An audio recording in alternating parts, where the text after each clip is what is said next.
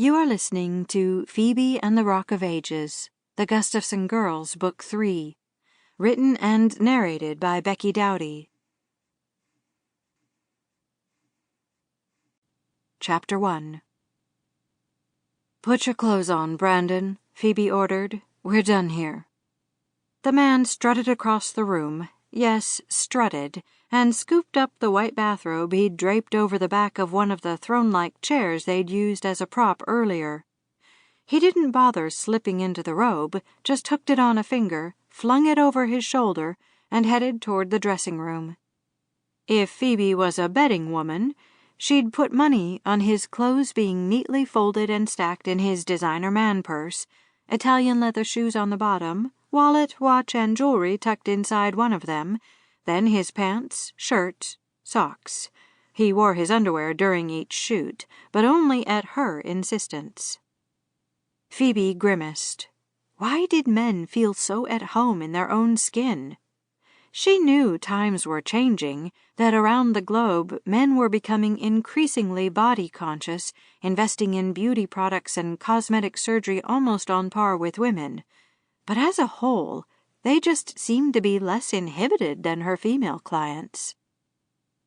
It was jobs like this that made Phoebe question her sanity. It was jobs like this one that tainted every other aspect of her career choice. It was jobs like this that made her want to throw in the towel and go back to work for Maurice Creepo Salazar at Gossamer Magazine. He kept calling, kept offering her more bait in the form of money, convenient hours, and a clientele list that made her bank account sit up and beg, but she was holding her ground.